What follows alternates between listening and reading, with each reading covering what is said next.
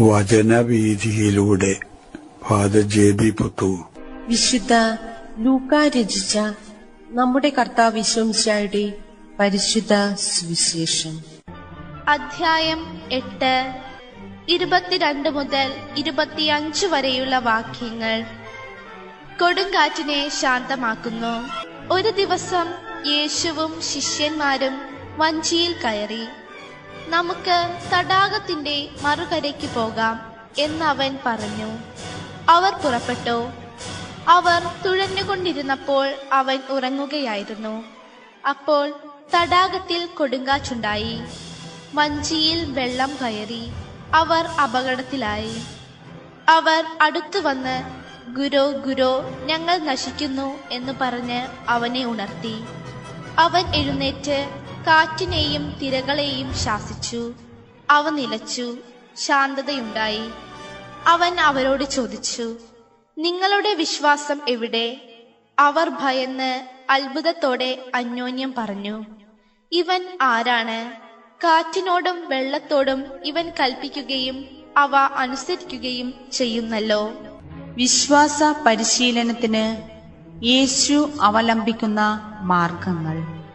യേശുവിന്റെ ജീവിതവുമായി ബന്ധപ്പെട്ട പല കാര്യങ്ങളും മറ്റ് സമാന്തര സുവിശേഷകന്മാർ വിശദമായിട്ട് തങ്ങളുടെ സുവിശേഷങ്ങളിൽ വിവരിക്കുന്നതായിട്ട് നാം കാണുന്നു എന്ന് വരികിലും, വിശുദ്ധ ലൂക്ക അവയെല്ലാം സംഗ്രഹിച്ച് വളരെ ചുരുങ്ങിയ വാക്കുകളിൽ കൂടെ, എന്നാൽ സാരാംശത്തിൽ കാതലായ വ്യത്യാസം വരുത്താതെയും വിശദാംശങ്ങൾ ഉപേക്ഷിച്ചുകൊണ്ടും തന്റെ സുവിശേഷത്തിൽ വിവരിക്കുന്നതാണ് നാം കാണുന്നത്.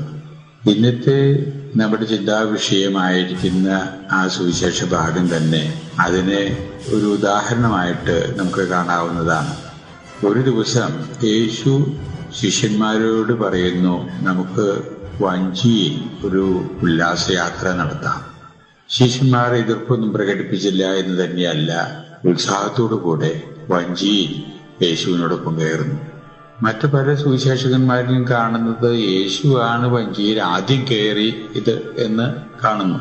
ഇവിടുത്തെ വിവരണത്തിലും യേശുവും ശിഷ്യന്മാരും കൂടി വഞ്ചിയിൽ കയറി എന്ന് ഒരു പരാമർശം കാണുന്നുണ്ട്.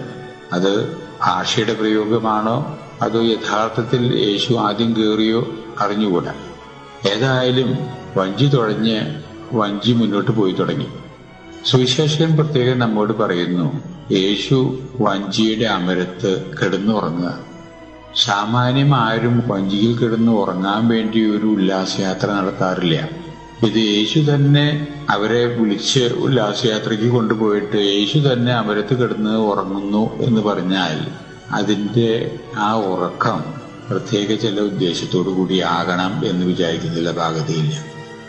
യേശു അവരെ യഥാർത്ഥത്തിൽ പരീക്ഷിക്കാൻ വേണ്ടി കൂടെ അവരോട് പറഞ്ഞിട്ടുള്ള യാഥാർത്ഥ്യങ്ങള്, വിശ്വാസത്തെ സംബന്ധിച്ചും അവർക്ക് നൽകിയിട്ടുള്ള പാഠങ്ങള് എന്തുമാത്രം അവർക്ക് ജീവിതത്തിൽ ഉൾക്കൊള്ളാൻ സാധിച്ചിട്ടുണ്ട് എന്ന് ഒന്ന് പരീക്ഷിച്ചറിയാനും കൂടുതൽ അതിനെപ്പറ്റിയുള്ള ഉൾക്കാഴ്ച അവർക്ക് കൊടുക്കാനും വേണ്ടിയൊക്കെ കൂടി ആയിരിക്കണം യേശു ഈ യാത്ര പ്ലാൻ ചെയ്തിട്ടുള്ളത് എന്ന് വിചാരിക്കുന്നതിൽ തെറ്റ് കണ്ടെത്തണം എന്നില്ല.